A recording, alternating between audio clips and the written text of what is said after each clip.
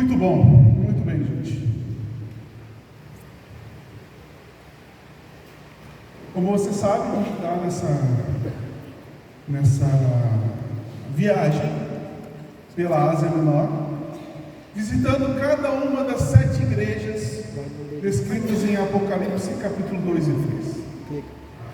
Semana passada, o pastor Tiago ele trouxe um panorama geral da ideia do capítulo 1 e algumas explicações das características que se repetem em cada igreja. Se você não viu, corre no YouTube, tem lá, né? Então assim, a proposta hoje é que a gente continue viajando por essa parte da Ásia, visitando então essas igrejas, e a primeira parada que nós temos hoje é na igreja do capítulo 2, a partir do versículo 1, que é a igreja de Éfeso. Então, das 7 cartas às igrejas, Éfeso a gente pode dizer que ela é uma CPI dentro da igreja. Quem aqui já leu Apocalipse? Levanta a mão. Todos os 27 capítulos? Já leu os 27 capítulos? Não? Quem já leu os 27 capítulos? Todos eles? Mas tem 27 capítulos? Não. Você está dizendo? Brincadeira, né? Algumas pessoas leem Apocalipse, outras não. E hoje eu me atrevi a perguntar para o chat GPT uma coisa interessante. Eu perguntei para o chat GPT o seguinte: o chat, por que as pessoas não gostam de ler o livro de Apocalipse? A resposta é porque eles têm medo. Eu falei, como assim medo? Porque é um livro com muito simbolismo de tragédia e imagens de terror. Eu não sei você, mas em algum tempo da minha caminhada cristã, eu também tinha essa concepção de que Apocalipse era uma coisa muito macabra, um negócio muito estranho, e eu evitava ler Apocalipse. Mas com o passar do tempo, eu comecei a descobrir que Apocalipse não se tratava de algo que atormentava. Ele não foi escrito para atormentar alguém. Ele foi escrito para que as pessoas que o lessem pudessem ter esperança. Então, toda vez que você abrir sua Bíblia e ler o livro de Apocalipse, algum trecho, tenha certeza de que aquilo que está escrito ali foi escrito com um propósito muito específico, para que você tenha esperança e não ser consumido ao medo. E é com essa ideia que eu quero promover a nossa conversa hoje. Vamos ler Apocalipse, vamos conversar sobre ele, mas com a intenção, com a ideia de que tudo o que está escrito aqui precisa, de fato, de alguma maneira, fazer sentido para aquelas pessoas que estavam naquele tempo, e entendendo isso, nós conseguimos entender ou compreender todo o aspecto que a gente pode aplicar na nossa vida hoje, certo? Sigamos viagem então. Na época em que o Apocalipse foi escrito, não existiam somente as 7 igrejas da Ásia Menor.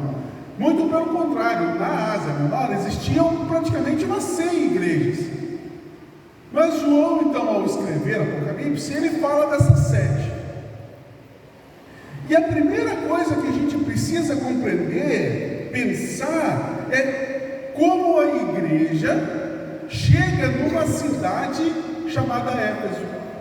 Éfeso não é uma cidade israelita, Éfeso é uma cidade grega. Como é que o Evangelho chega a Éfeso? Vamos pensar junto? Como é que era essa cidade? O que a igreja encontrou ao chegar lá?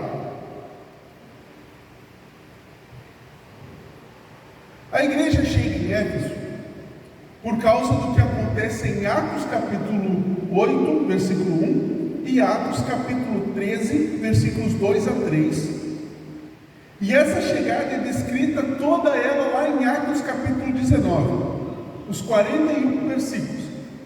Olha o que diz ali: e Saulo estava ali, consentindo na morte de Estevão. Naquela ocasião desencadeou-se grande perseguição contra a igreja de Jerusalém. Todos, exceto os apóstolos, foram dispersos pelas regiões da Judéia e de Samaria. Enquanto adoravam ao Senhor e jejuavam, disse o Espírito Santo: separa-me Barnabé e Saulo, o mesmo Saulo lá no versículo anterior, para a obra que os tenho chamado. Assim, depois de jejuar e orar, impuseram-lhes as mãos e os enviaram. Prestem atenção comigo na parte que está sublinhada, certo? Por que então a igreja chega em Éfeso? Por que a igreja então vai a um outro país? Por que a igreja chega nessa cidade? Porque naquela ocasião se desencadeou grande perseguição contra a igreja, aonde a igreja estava, que era em Jerusalém. Beleza, se desencadeou uma grande perseguição. Um pouco mais para frente, o autor de Atos vai dizer o seguinte: olha, que enquanto eles estavam no culto, o Espírito Santo se manifesta, e o Espírito diz o seguinte: me separem duas pessoas. Quem são essas duas pessoas? É Saulo e Barnabé. Mas eu devo separá-los por quê? Porque eu quero, ou o Espírito Santo dizendo, eu pretendo, eu desejo, eu quero que eles realizem algo que eu estou propondo para eles, certo? Eu quero, ou seja, para a obra que eu os tenho chamado. E depois que eles fizeram isso, a igreja enviou esses dois, beleza? Éfeso era uma cidade muito grande. Era o epicentro da adoração da maior, ou melhor, da maioria dos deuses romanos e gregos juntos. Nesse lugar, encontrava-se uma das 7 maravilhas do mundo antigo, o Templo da Diana, ou de Artemis. Você já deve ter escutado, ou pelo menos conheceu, ou já ouviu falar dessa moça que está aqui do lado, que a gente chama de Mulher Maravilha. Ela é uma personagem dos filmes da DC. A Mulher Maravilha é conhecida como Princesa Diana, e é justamente uma homenagem à deusa da caça e fertilidade na mitologia romana. Ela é equivalente à deusa grega Artemis, onde o templo de sua adoração ficava em Éfeso.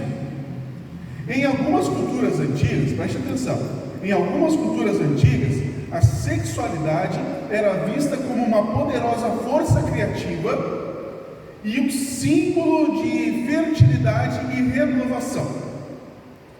Essa ideia, quando ela era incorporada a rituais de adoração em templos religiosos, o ato sexual podia representar a união de forças divinas ou naturais para promover fertilidade. Essa união divina então representava em algumas mitologias, como a mitologia grega, por exemplo, a união sexual mesmo entre deuses e deusas. E reencenar essa união sexual em rituais de adoração nos tempos antigos podia ser uma forma de invocar bênçãos divinas. Por isso é que muitas vezes nós temos as ideias e falamos sobre as tais prostitutas cultuais, tanto da cidade de Éfeso como na cidade de Corinto, ambas na Grécia. Esse é o cenário de Éfeso na época. Quando a igreja chega nessa cidade, Paulo teve um ministério efetivo ali por 2 anos consecutivos. A carta de Paulo aos Efésios, por exemplo, mostra literalmente uma estrutura de ensino muito interessante. Na primeira parte que Paulo escreve aos Efésios, ele explora a história do Evangelho, ou seja, ele chega em Éfeso e apresenta o Evangelho, apresenta toda a boa notícia que o Evangelho pode trazer, apresentando Jesus Cristo como o Cristo de Deus. Já na segunda parte dessa mesma carta que Paulo escreve aos Efésios, mostra um outro lado, uma outra ideia. Já esse Evangelho consumado, agora ele está anunciando que esse Evangelho deveria fazer um impacto profundo na história pessoal e coletiva daquele mundo, daquela cidade. Dá para entender? Alguns anos mais tarde, Paulo escuta falar que naquele lugar existiam líderes que se infiltraram dentro da igreja de Éfeso e estavam espalhando mensagens erradas sobre Jesus e o que significava seguir Jesus.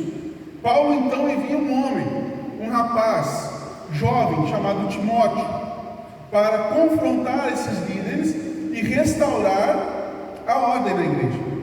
Quando Timóteo então chega a Éfeso, Paulo manda uma carta pastoral para Timóteo, que é a primeira carta a Timóteo, para acompanhar e instruir Timóteo a combater uma má teologia. E esse cenário, onde a igreja de Éfeso começa, se desenvolve até João, quando escreve Apocalipse, na primeira década do século, na década de 90 daquele século. A ideia com isso é fazer com que a gente possa mentalizar, imaginar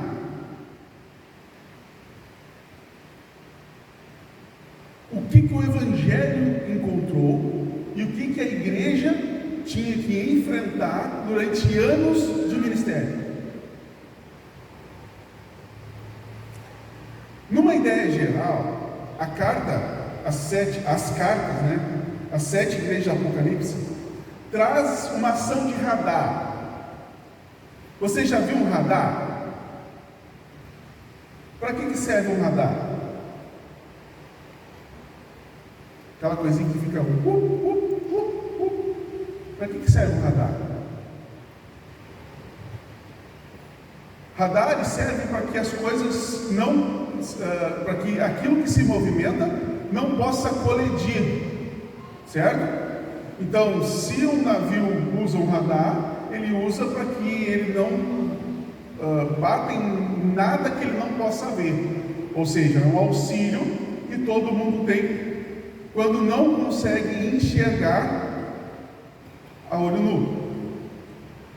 As 7 cartas, quando João escreve em suas 7 cartas, as 7 igrejas, essas 7 cartas às 7 igrejas, é como se João estivesse ligando ou mencionando que as igrejas pudessem ligar esse radar. E esse radar está descrito lá em Deuteronômio. Pode passar? Olha o que diz em Deuteronômio: pois o Senhor, o seu Deus, anda pelo seu acampamento para protegê-lo e entregar-lhes os seus inimigos. O acampamento terá que ser santo, para que ele não seja, para que ele não veja no meio de vocês alguma coisa desagradável e se afaste de vocês. Ou seja, aonde eu estou, eu preciso estar em QAP. Não se exploite, QAP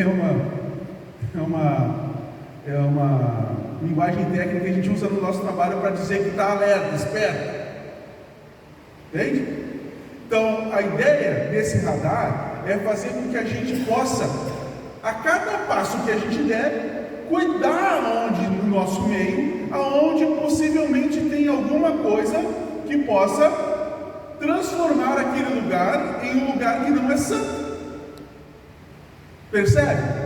Que o próprio Senhor está ali para isso. E aí entra então Apocalipse capítulo 2, de 1 a 7. Nós vamos tentar entender esse texto, dividindo ele um pouquinho, tá? Vai lá. Apocalipse de 1 a 7 vai dizer que o anjo da igreja em Éfeso, ao anjo da igreja em Éfeso, escreva: estas são as palavras daquele que tem as 7 estrelas e em sua mão direita e anda entre os 7 candelabros de ouro. Conheço as suas obras, o seu trabalho árduo e a sua perseverança.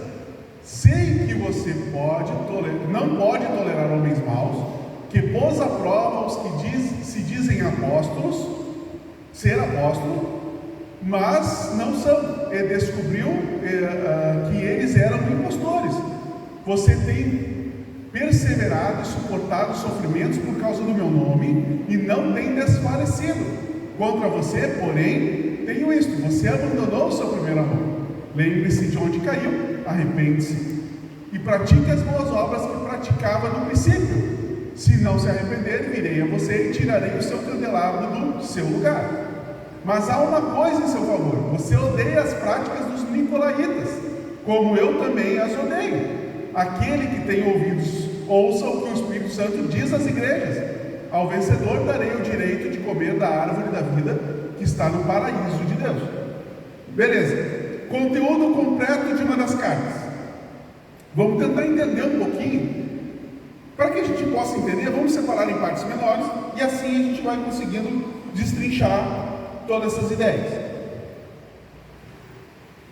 Versículo 2 vai dizer o seguinte: conheço as suas obras, o seu trabalho árduo e a sua perseverança. Sei que você não pode tolerar homens maus, que pôs à prova os que se dizem ser apóstolos, mas não são, e descobriu que eles eram impostores. Show, beleza? Um elogio. Você gosta de receber elogio? Gosta ou não? É bom, né? Legal. Isso significa que a gente está fazendo as coisas direito, né? Toda vez que eu levo o lixo para fora, minha esposa diz assim: bom, eu me sinto satisfeito, fiz alguma coisa que preste em casa. Elogios são bons. E Jesus então começa essa carta dizendo exatamente isso: olha, quero te dar um elogio. Mas por que esse elogio? Da onde vem essas coisas? Vamos ler juntos? Pode passar para nós? Pode passar? Não? Aí. Isso, aí. Olha só, gente. Quando o Senhor está nos elogiando, está elogiando a igreja, é porque ela obedeceu alguma coisa. O que a igreja obedece que causam elogios da parte do Senhor para a igreja?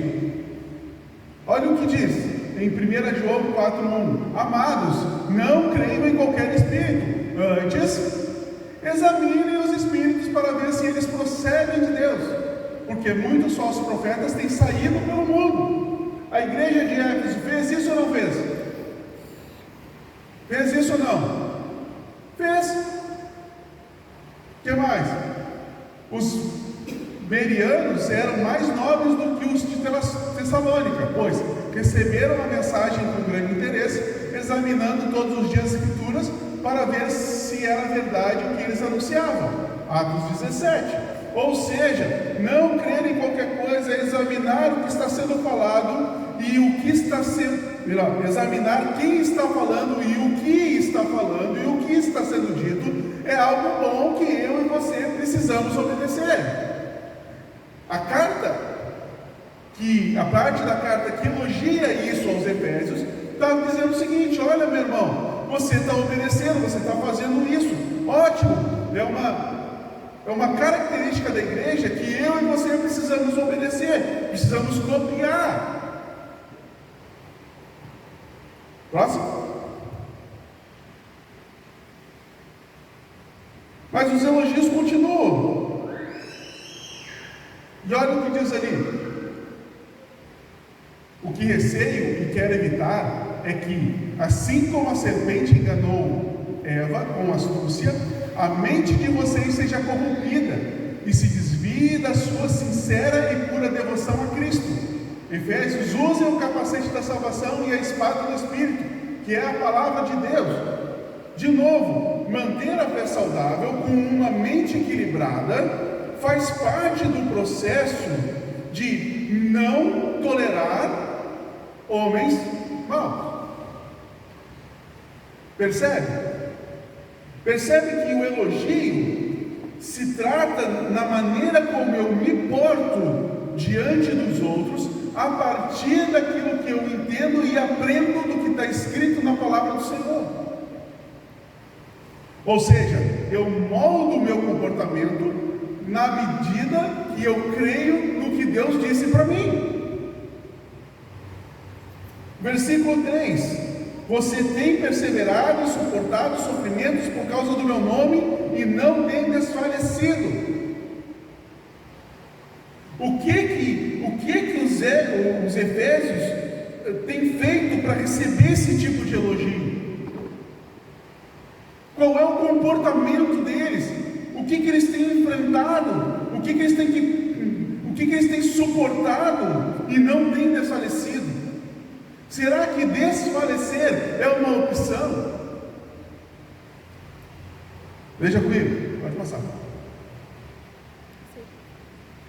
Mas tudo isso vos farão por causa do meu nome, porque não conhecem aquele que me enviou. Palavras de Jesus deixou dita para mim e para você, que nós teremos perseguições, ou nós enfrentaremos perseguições por causa do nome dele. Você acha que os Efésios, ou melhor, aqueles que aprenderam da palavra do Senhor naquela igreja, não sabiam disso? Se eles receberam um elogio da parte do Senhor, obviamente, eles tinham a consciência de que não seria fácil viver. Ou seja, eu lhes disse essas coisas para que em mim vocês tenham paz. Neste mundo vocês terão aflições, contudo tenham bom ânimo, eu venci o mundo. De novo, palavras do Cristo, de Jesus para nós. Uma consciência de negar a si mesmo e vigiar o próprio ânimo daquele dia que não é bom, daquele dia que é mau. Os elogios que a igreja de Éfeso então recebe do Senhor partem de como nós nos portamos diante do mundo, segundo aquilo que nós cremos diante da Bíblia, diante dos escritos, diante daquilo que já foi decidido no céu e que a igreja porventura tem a obedecer. Mas a carta aos Efésios em Apocalipse não acaba aqui, não acaba nos elogios, e nem o elogio também se acaba no versículo 3. A carta continua, e agora o clima muda. Agora não são elogios do que a igreja faz de bom, agora são exortações sobre aquilo que a igreja está em falta. E a exortação está no versículo 24 e 25. Vamos ver. No versículo 24, a palavra diz o seguinte: contra você, porém, tenho isso: você abandonou o seu primeiro amor. Bom,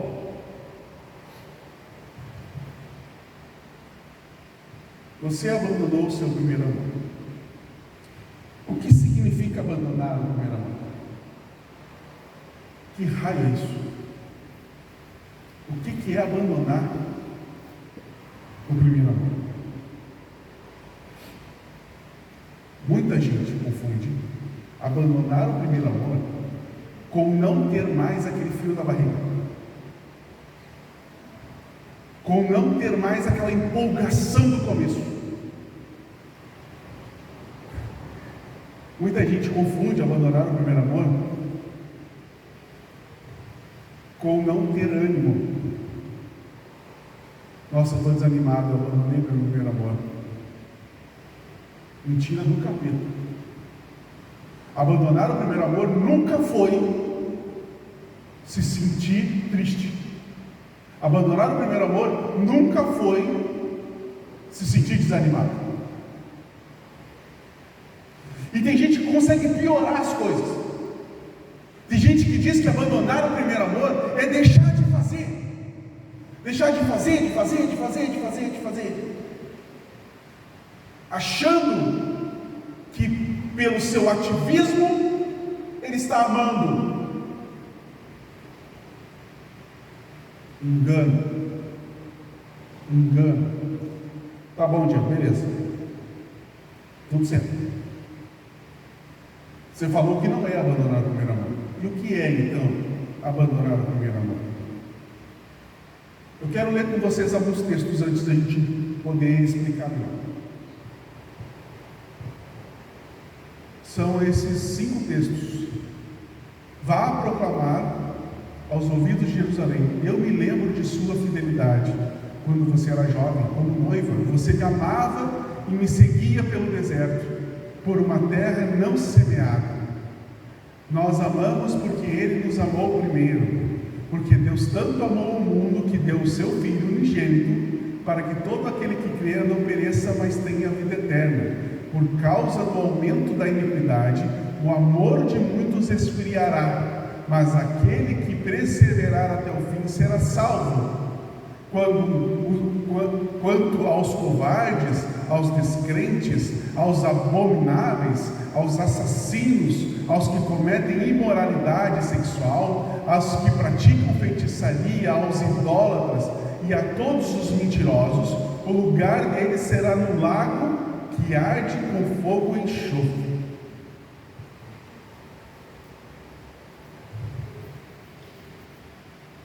Abandonar o primeiro amor tem tudo a ver com fidelidade. Ser fiel àquele que nos amou primeiro, desde o princípio. Ou seja, abandonar o primeiro amor se torna verdade na medida que vamos nos entregando à incredulidade, que é infidelidade. O incrédulo não era da promessa. Abandonar o primeiro amor consiste em se tornar incrédulo, infiel ao Senhor, colocando qualquer coisa ou qualquer pessoa em seu lugar. Você abandonou seu primeiro amor?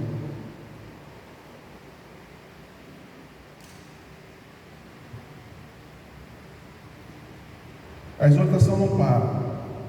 Lembre-se de onde caiu, arrepende-se e pratique as obras que praticava no princípio. Se não se arrepender, virei a você e tirarei do seu candelabro, o seu candelabro do seu lugar. Lembre-se de onde caiu. Lembra quando e como você tem se tornado incrédulo e infiel? Essa é a ideia. É como se a gente estivesse ouvindo um convite. Vem cá, os passos que você está dando são de alguém que crê ou de alguém que crê em si mesmo? São de alguém que é fiel ao Senhor ou de alguém que é fiel ao seu próprio braço?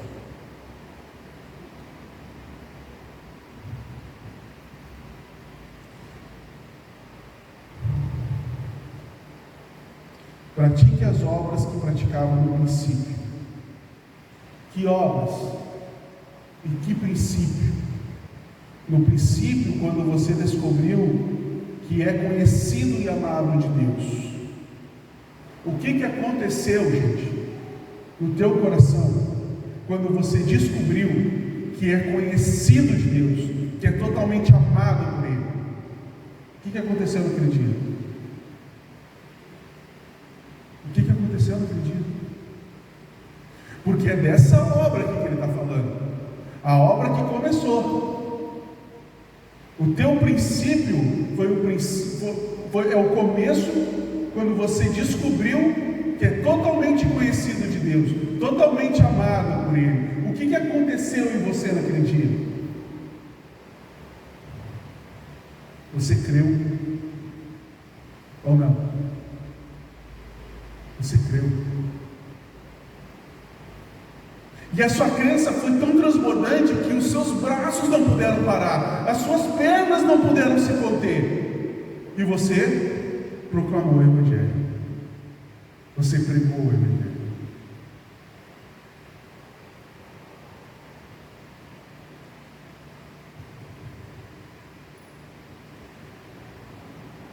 Hoje, você continua crendo e proclamando o Evangelho?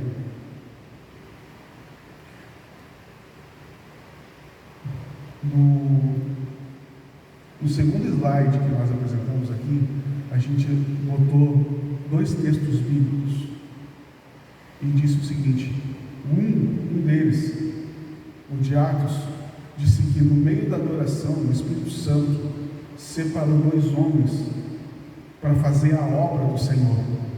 Você viu isso comigo? Você lembra disso? Que obra era essa? Que obra era essa? Proclamar o Evangelho. Não foi por causa disso que Paulo chega a Efésios? O versículo não termina dizendo o seguinte: olha, e eles foram enviados para quê? Entende? Aquilo que aconteceu no teu coração no primeiro dia que você conheceu Jesus, que você descobriu que é amado por Ele, que é conhecido dEle, aquilo gerou em você fé, você creu, e porque você creu, você proclamou a sua crença. O que acontece é que o amor de muitos esfria, a obra do Senhor esfria no teu coração, quando você começa a dar espaço para a incredulidade. Para a incredulidade.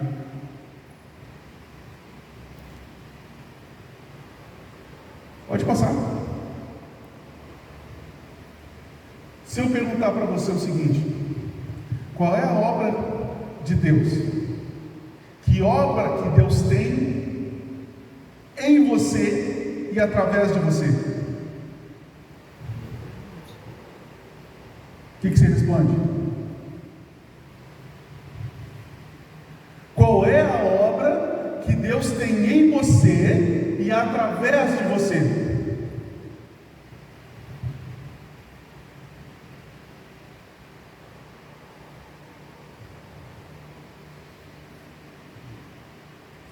Ah, Deus tem me chamado para isso. Ah, Deus tem me chamado para aquilo. Ah, porque o Senhor me chamou para as nações. Até pode ser. Mas se aquilo ali tiver sido verdade em você. João 6,29. Jesus respondeu. Gente, se é Jesus que está respondendo, é porque alguém está perguntando, certo? Se Jesus respondeu, é porque alguém está perguntando. E qual é a resposta de Jesus? A obra de Deus é esta: 2 pontos.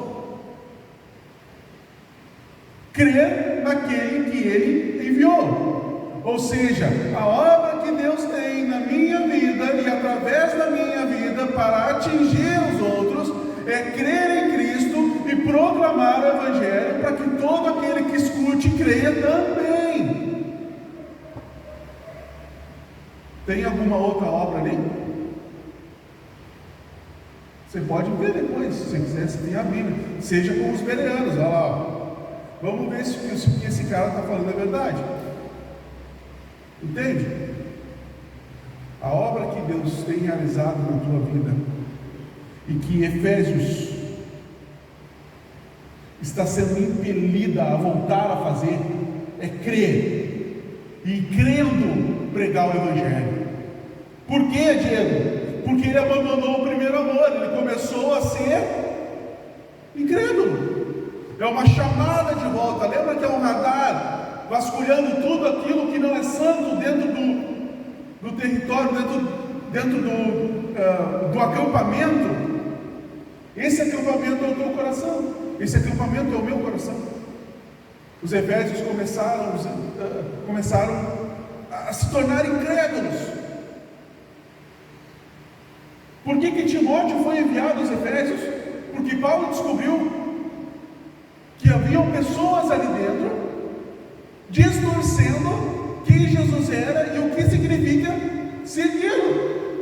E percebe que dentro da igreja vai existir pessoas que vão tentar puxar para o outro lado, e que esse radar precisa estar sempre ligado, para que a gente possa sempre e sempre estar disponível ao ensino verdadeiro.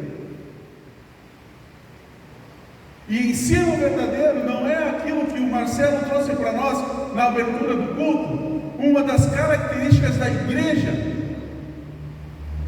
o ensino aos apóstolos, o ensino dos apóstolos. Mesmo que uma inclinação de abandonar o primeiro amor exista, acredite, ainda existe algo a favor da igreja de Éfeso. E aí é o versículo 6. Mas há uma coisa em seu favor: você odeia as práticas dos nicolaítas. Ou seja, está acontecendo alguma coisa comigo, eu posso até não entender, mas ao momento que eu entender, eu posso tomar uma posição, porque eu não gosto de certas práticas, eu entendo que essas práticas são ruins. E olha o versículo: mas há uma coisa a seu favor. Que coisa é essa? Você odeia as práticas dos nicolaítas, da mesma maneira que eu também odeio.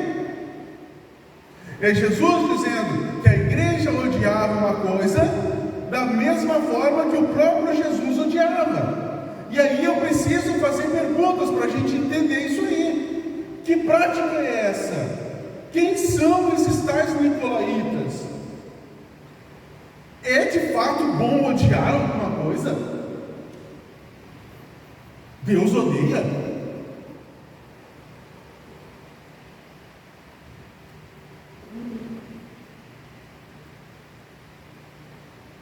O que podemos aprender com Provérbios? Olha o que a gente pode aprender com eles. Olha o que diz os Provérbios lá. Há 6 coisas que o Senhor odeia. De cara, o provérbio está dizendo que o Senhor odeia. 7 coisas que ele detesta. E aí vem a lista: olhos altivos, língua mentirosa, mãos que derramam sangue inocente, coração que traça planos perversos, pés que se apressam para fazer mal, a testemunha falsa que espalha mentiras, e aquele que provoca discórdia entre irmãos.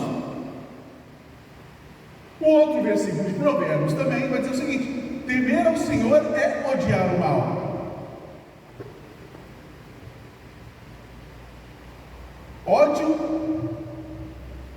Odeia o orgulho e a arrogância, o mau temperamento e o falar perverso. O que nós podemos aprender com Provérbios? Está escrito. Aprendemos que Deus odeia e detesta certas práticas e comportamentos, e que o homem, quando odeia o mal, mostra que tem temor ao Senhor em seu coração. Faz sentido isso contigo? Faz sentido ser elogiado porque você odeia alguma coisa? Se você amar o que Deus ama e odiar o que Deus odeia, certinho, estrelinha para você. Entende? A ideia é essa. Porque o homem, quando odeia o mal, ele está dizendo em seu coração que ele teme ao Senhor, porque o Senhor odeia o mal. Quando nós lemos na Bíblia que o Senhor ama a igreja, o que nós precisamos fazer?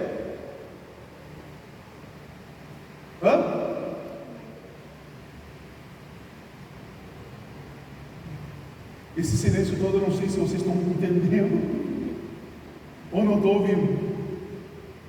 Quando o Senhor ama a igreja, Ele espera que a igreja ame a igreja. E você ama a igreja. A igreja é ruim, a igreja é cheia de gente ruim, mas é na igreja. Tem uma frase que eu acho hilária: eu amo Jesus, mas o seu eleitorado é que é o problema. Deu ruim. É impossível amar a Deus que você não vê se não conseguir amar o irmão que você vê. A igreja é complicado? Mas é a igreja que Deus ama. É na igreja que é uns aos outros. E na igreja de Éfeso é a mesma coisa. É ali que é uns aos outros. Dentro desse monte de coisas aí. Só que o texto vai falar também de um grupo de pessoas. Os tais nicolaítas. Quem são esses nicolaítas?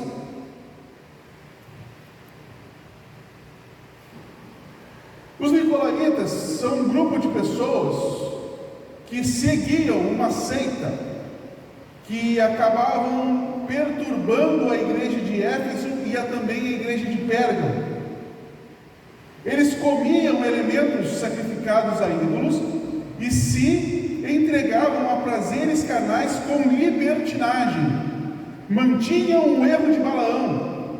Alguns teólogos acreditam que os nicolaítas têm origem com um personagem bíblico de Atos 6,5 chamado Nicolau. Mas essa ideia da origem não é unânime. Ou seja, o que marca os nicolaítas não é necessariamente de onde eles vieram, mas o que eles praticavam, o seu ensino. E eles dizem que eles guardavam, ou melhor, eles mantinham o erro de Balaão, que é outro personagem bíblico. Então, para mim entender quem eram e como eram os nicolaítas, eu preciso agora entender quem era Balaão. Porque se eu não entender um, eu não consigo entender o outro.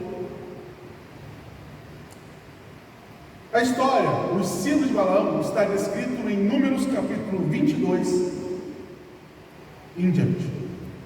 Vamos a um panorama para conhecer esse sujeito. Balaão, um profeta, cujo pecado e fracasso se tornou um exemplo para ser evitado em todas as eras futuras. Os israelitas, eles se estabeleceram numa região chamada Moabe. Eles estavam se preparando para acessar uma terra prometida, a terra que manava leite e mel, famosa Canaã. Em Moabe existia um rei chamado Balaque.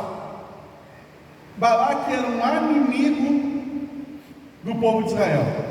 Sabe o que é um inimigo? É um cara que diz ser teu amigo, mas pelas tuas costas quer te ver mal.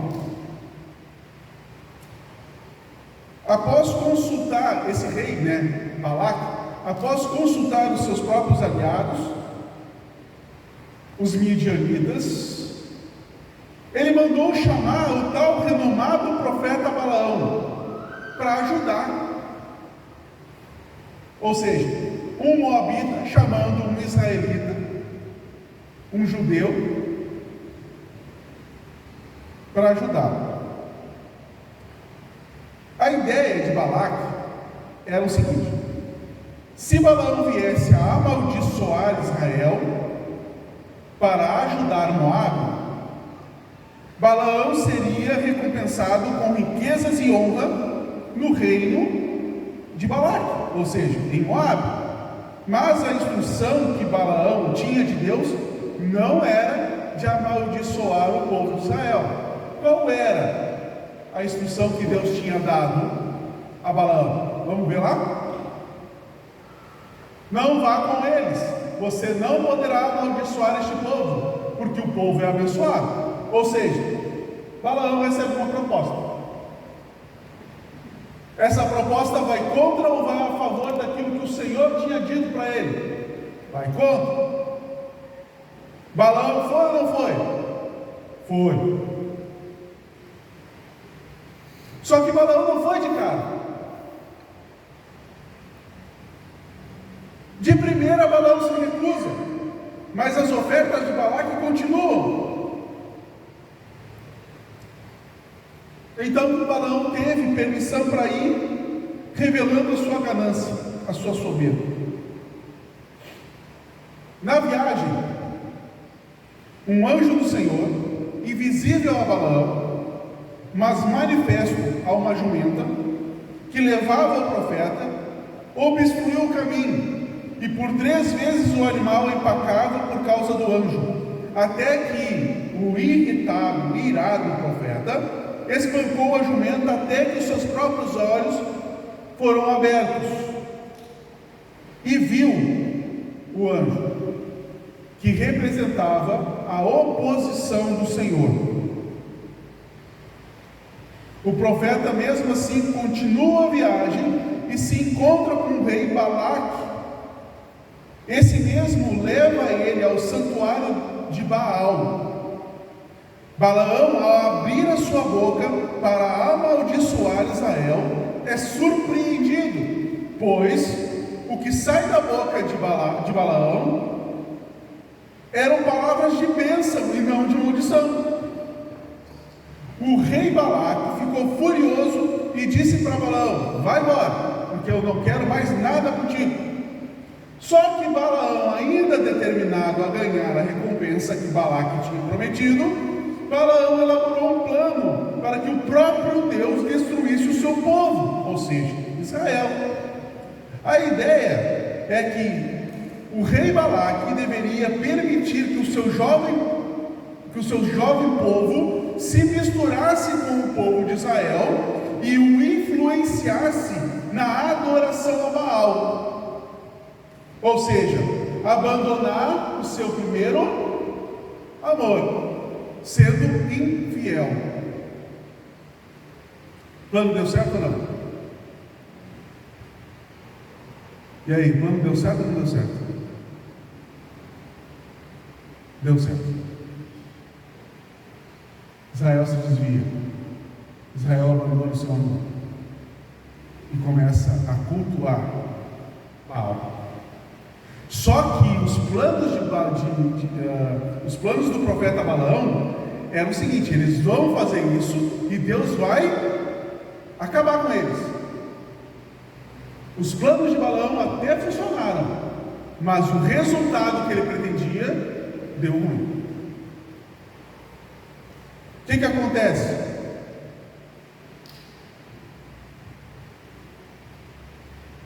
O que acontece?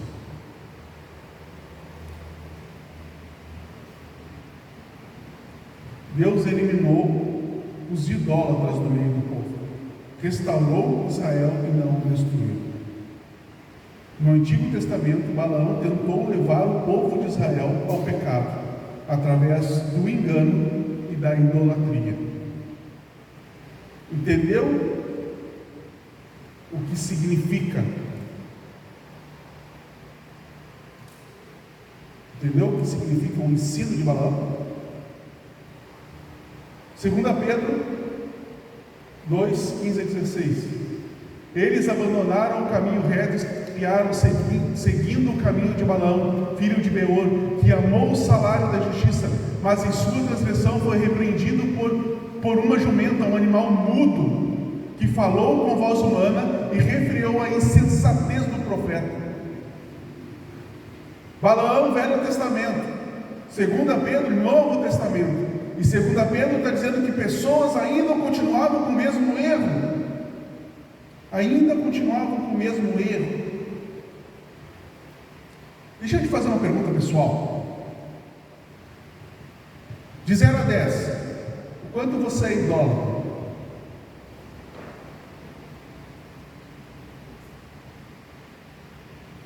Que isso, Diego? Que pergunta é essa? Nunca me curvei a imagem nenhuma. Nunca levei nada para casa de imagem, de coisinha assim. Nunca. O que acontece é que todas as formas de idolatria têm o seu núcleo, não algo feito simplesmente pela mão do homem, mas o que o motiva a fazer, ou seja, seu eu, o teu eu. A maioria das pessoas já não se curvam a ídolos ou imagens. Em vez disso, adoram no altar do Deus de si mesmo. Este tipo de idolatria moderna assume várias formas. Uma delas, materialismo. Quando nós compramos simplesmente para envaidecer o nosso ego, a gente já compra pensando que aquilo vai acabar um dia e eu vou comprar outro. O segundo altar é o altar do nosso próprio orgulho, o ego. Milhões de pessoas gastam a sua vida atrás de dinheiro, fama, e se esquecem que isso não tem valor eterno.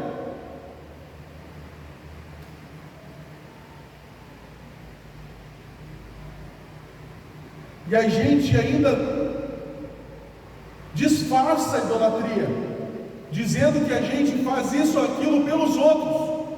Ou seja, Diego, por que tu trabalha 100 horas por semana para dar para minha filha tudo que eu não tive? Mentira! Mentira! É simplesmente para inflar o nosso ego, o nosso eu não convertido ainda. Terceiro aspecto de idolatria que nós podemos ver dentro da nossa igreja, no mundo, é a idolatria humanística. Idolatramos a humanidade e, por extensão, nós mesmos também. Nós acreditamos, nós preferimos acreditar que todo mundo foi feito do nada, do que se submeter à palavra de Deus, que diz que no princípio Deus falou e tudo veio a existir. Existe muito mais esforço de fé para acreditar que do nada a vida acontece, do que crer nesse design divino. E nós acreditamos, inclusive, que nós podemos salvar o mundo. Você acredita que você pode salvar o mundo? Ah, Diego, mas então não precisamos cuidar de nada. Não, você precisa cuidar sim. Você precisa cuidar do ambiente que você vive, do planeta que você vive. Mas não tenha na sua mente ou no seu coração que por adorar ao planeta, por adorar a humanidade, você vai conseguir livrá-la. Veja o que está escrito lá em 2 Pedro. Passa aí. O dia do Senhor, porém, virá como um ladrão. Os céus desaparecerão como um grande estrondo. Os elementos serão desfeitos pelo calor. E a terra e tudo que nela há será... Nem precisa ler mais nada. O que vai acontecer com o nosso planetinho azul? Vai acabar. E uma nova terra e um novo céu será criado. Também caímos na idolatria da autorrealização. Eu tenho que me sentir bem, porque se eu não me sentir bem,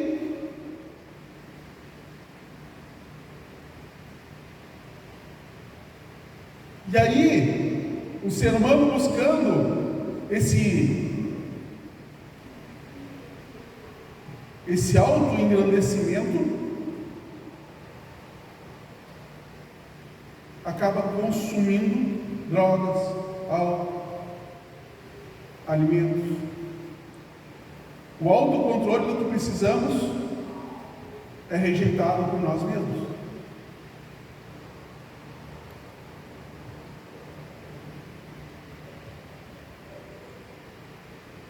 Desde o Éden até os dias de hoje, passando pela igreja de Éfeso, uma única mensagem tem sido pregada por tudo aquilo que se opõe a Cristo.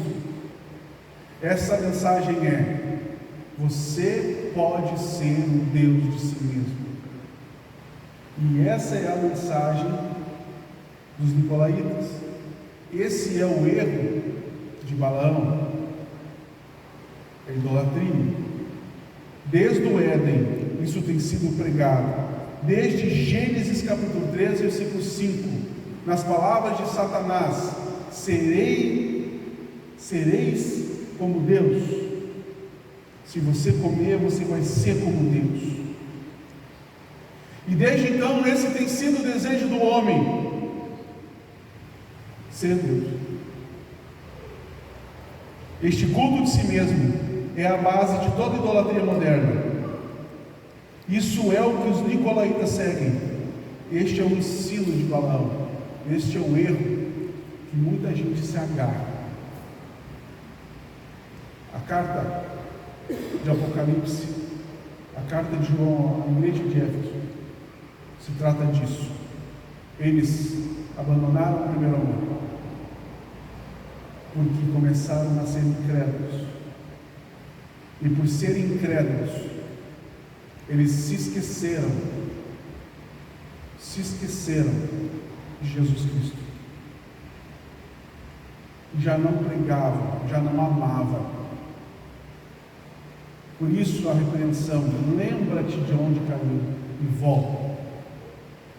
Ao mesmo tempo, eles não queriam ser como os nicolaítas, ou seja, eles não queriam ser entregues a si mesmos, eles não queriam permanecer no erro de Balaão, eles não queriam serem idólatras, eles não queriam isso. Para a gente acabar, se dessa noite você escutou e não pegou nada, guarda isso no teu coração. Muitas igrejas estão pregando a pregação do evangelho da saúde, da riqueza, da prosperidade, o qual foi construído sobre o ídolo do autoestima. Quando amamos ao Senhor e os outros com tudo o que está em nós, não haverá nenhum espaço em nossos corações para idolatria.